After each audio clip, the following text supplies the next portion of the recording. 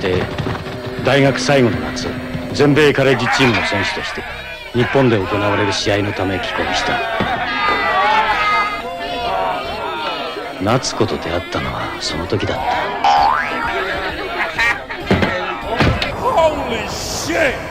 おめえアメフトの茨城圭介だな。おいおい、夏子お姉にあやつけよってのかい。おい、スーパースターだかなんだか知らねえけどさ、お姉に粉かけてタダで済むと思ってんのかい。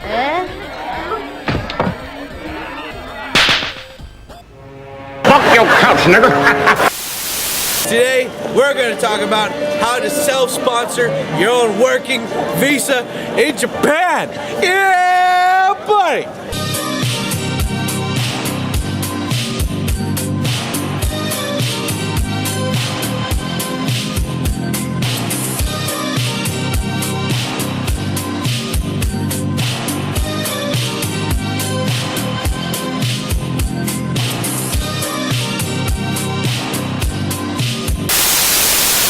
So you guys are probably thinking, hey, Tikyo-san, I deserve to live and work in Japan, but how do I get a job if I don't have a visa sponsorship? Well, see, that's a little tricky because there is a very infamous type of visa here called a self-sponsor visa, where technically, even if you don't have a full-time job, you can basically sponsor yourself. Today, let's get into it.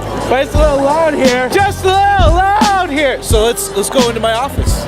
Bump, bump, bump, boot, doot. Hey everybody out there on the YouTube source, my name is Tikyo-san, and today we're going to talk about how to self-sponsor your visa in Japan. So anyway, first off, my name is Sam. I am living here in Tokyo, Japan. I've been living here for about 9 years, and I've actually done the thing that I'm going to be talking about here in the title up top, and I'm going to be discussing with you guys how I did it and how you can do it too. But first, let's talk about how you can do it. To work in any country, you gotta have a visa, okay? I mean, no matter what country you go to, you'll either get a tourist visa to visit, or you'll get a work visa where you can legally work and pay taxes in that country. That's the first thing that you have to get when it comes to being able to self-sponsor. Well, first off, let me just tell you more about this, okay?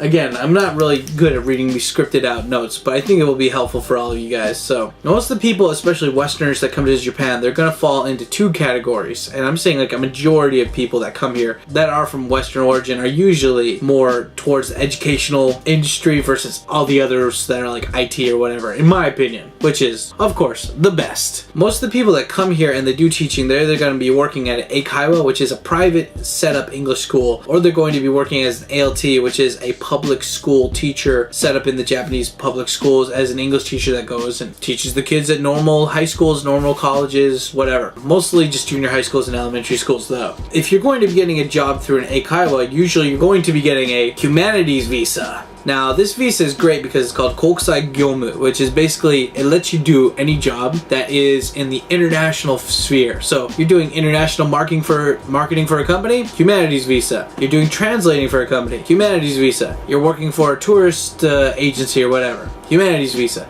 Humanities visa is like probably one of the best visas to have because it's very broad, very great.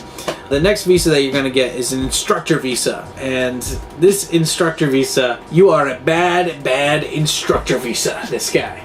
Because instructor visas only allow you to work in the public sector. So like, you're only allowed to work as a teacher in public schools or university, which extremely limits you if you want to find a job in a totally different industry. You have to change your visa. And usually if you change your visa in between your first couple of visas here, they're going to give you a 1-year limit usually, which sucks because then you're back to square one. So what is a self-sponsor visa and how can you get one yourself? Well, technically the self-sponsor visa does not exist. It's not like you have instructor visa, humanities visa, entertainer visa, and then self-sponsor visa. It doesn't technically exist. And the reason why is because most self-sponsor visas you get from basically accumulation of jobs. What does that mean? Well, usually, at least in my case, it was I had a full-time job for about 3 years, and then eventually I just got sick and tired of doing that full-time job, and I wasn't ready to jump into a different industry, but I had enough part-time jobs that I was making over $2,000 a month so I could sustain my living. I accumulated all those jobs together, and then I submitted that paperwork to immigration to say, hey, look, I got all these awesome people that like me, that pay me money, that I'm on a scheduled fucking yearly contract. Yeah, I'm gonna keep working there, and I'm making enough money to live. In that case, if you submit that and they accept it, then you get another visa of what you currently had. So you're probably not going to be able to get that with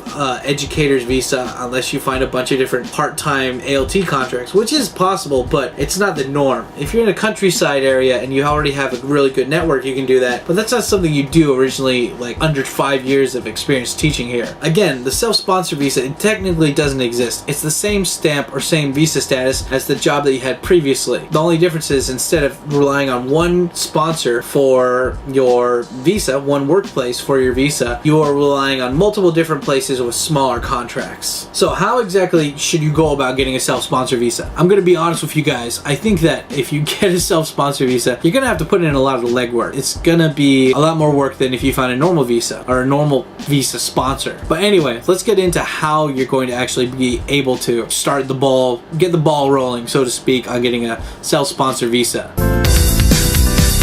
First off, you need to find a full-time job that will sponsor a regular visa. Self-sponsored visas aren't usually open or allowed, or you know, they don't really give those out to people that just arrived here. It's usually people that have been here for at least 1 or 2 years or 3 years, and then after that they've paid taxes, they've been normal good people here, so you can basically, you can self-sponsor yourself then, but not straight off the bat. How did I do it? Well, it's simple. Basically, I was working as an ALT for the company Interact, which is, and my contract was about to end, and I wasn't really on good terms with my boss. My schools really liked me, but my boss was kind of a prick, and I was okay and willing to quit anyway. So when the time came to renew my contract, I didn't get a contract renewal. Due to kind of foreseeing this happening in the future, I made sure I basically, on Friday, Wednesday, Friday morning, and Saturday, I had all these different part-time jobs that already accumulated to an extra $1,300 a month. The reason why I had these jobs originally was because when you're an English teacher, it's not like working at a construction site or working at McDonald's. It's not very physically intensive. If you want to do extra jobs, it's great. You get extra money, you get to meet new people, and you have excuses to go all around the city on a weekly basis. It's pretty fun in my book. As when that time came around for me to finish my contract at Interact, I was okay with it, and I was like, no, that's fine, no big deal. And so I had about 3 different part-time jobs, or 3 different companies that were sending me to different places. That was accumulating me about $1,300 a month. Was it 13? Might have been 15. Anyway, point is, after that, I didn't want to work full-time again for a while.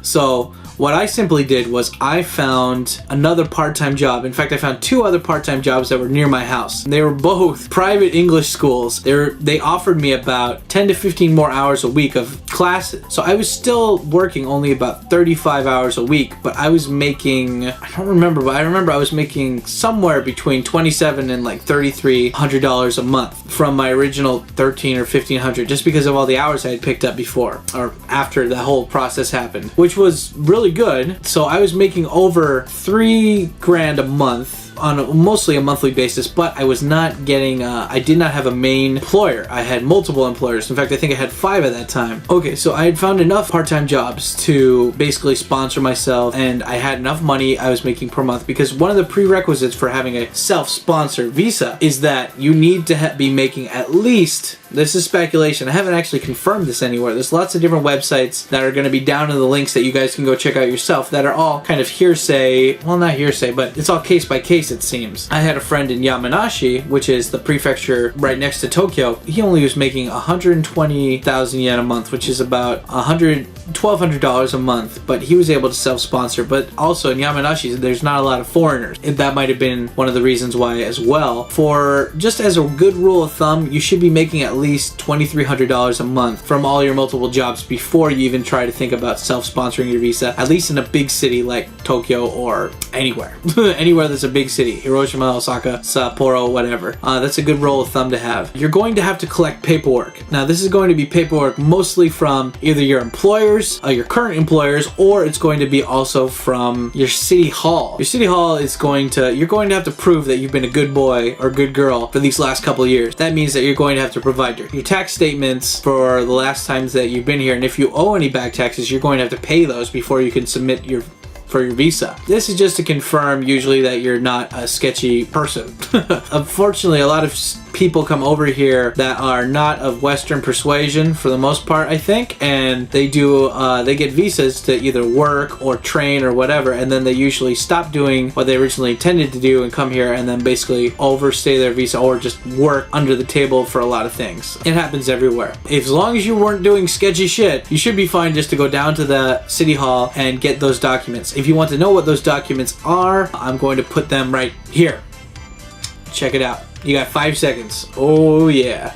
If that wasn't enough and you'd like to see more results, check down the links below at the end of the video. That will tell you exactly what you need to get from City Hall. We've got money. We've got a set salary of at least $2,000 a month. I would say $2,300 just to be safe. The rule of thumb is more the better for money. Second rule of thumb is that you need to have paid your taxes, okay? You gotta have paid all your taxes and been a good boy or girl for the most part. Third is you're going to need not only your proof of work, basically your Zaishoku Shomeisho, which basically proves that you're working at that company, but also you're going to need contracts. Now, this is the thing that's really careful, so listen up, guys. The contract needs to be for at least a year. Immigration doesn't want you to have shitty, totally short 3-month contracts, which is usually the case for translators out there. They want you to have at least multiple 1-year contracts with these companies, and not only that, but they probably want recommendation letters from these people as well. Even when I was applying for my permanent residency, which is in this video, boom, go check that out later at the end of the video. It's pretty informative. When I was going through that process, I still needed proof that I was working as a goody two-shoes, and I needed somebody to basically say that I'm an awesome worker and that they want me to keep working there and that I'm very reliable, blah blah blah, I don't kill people, etc. Make sure that you get that recommendation letter from your boss too. If they don't understand what it is, write it down in English first and just give them an example showing that you're punctual, whatever. Have them write it in Japanese. Don't have them write it in English, because the immigration officials are Japanese and prefer Japanese. So do that. So that's 3 things we got there so far. Third, if you can help it, I always recommend this to anybody who's coming to Japan, but especially if you're going to be applying for specialty visas like this, having savings is a really important deal. I think when I applied for the self-sponsor visa, I showed them, even though that's not necessary, I made a copy of my bank book, which is basically your mobile statement here in Japan that you can just plug into ATMs and they'll put out, they'll write down how much money you have. And I made sure whenever I was making that much money a month that I was at least putting $500 to $700 or so away into savings each month. So when I applied for this, it had only been maybe 10 months or so, but I had about $7,000 in savings that I could be like, look, I can, even if I get fired, I can still support myself for at least a couple months with this money. It's obviously very helpful, but also it's going to show them that you're not just a goody old go-getter who pays his taxes very well, but you're also a person who's responsible and knows that the only safety net they have in life is money, for the most part. So now we've talked about how to get the self-sponsor visa. I hope that was very helpful for you guys. Thing is, before I let this video go, I should tell you guys that if you're going to do the self-sponsor visa, it's just like any other visa. You just gotta gather the right amount of paperwork and submit it on it before your visa. And I'm talking about, don't do it 1 month or even a couple weeks before your visa expires. Do it like you have between 3 months before your visa expires where you can submit that paperwork. I suggest do that right at the 90-day before mark, because if there's for whatever reason that they do not accept that, you'll have a lot of leniency in between to go back and get whatever paperwork is necessary that they'll need in the meantime. Just as a rule in general, you're going to be working a lot of part-time jobs. Juggling that stuff can sometimes be a lot more stressful than working a full-time job. Me personally, I'm ADHD. I love variety. I can't really just go with just having like one job and meeting the same people every friggin' day. I need variety. Right now I currently have 7 different jobs, and I love it. It's great. I have freedom. I have to go all around Tokyo, and I work less and I get more money. And sure, I might not get a company paying for half of my pension or half of my health insurance, but that's a trade I'm willing to compromise for the amount of time and freedom I have at the moment. So that's one thing to consider, guys. If you're not good at balancing a schedule, or you're a person that stresses out because I have to commute to all these different places, you might want to rethink the whole self-sponsor visa thing at the moment, even though it is quite awesome.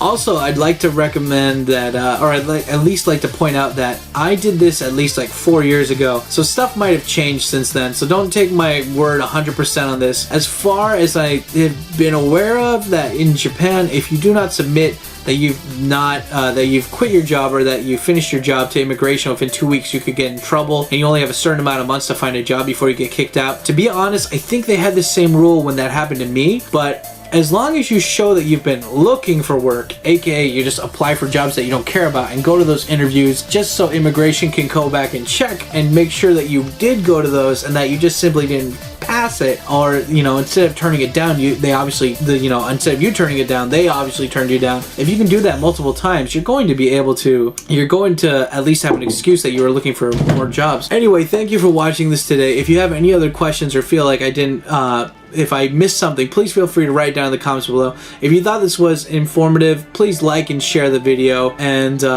yeah, you guys have a good day. And go check out the other videos. Right here. Stay black. Thanks for watching, guys. Tikyo Sam out.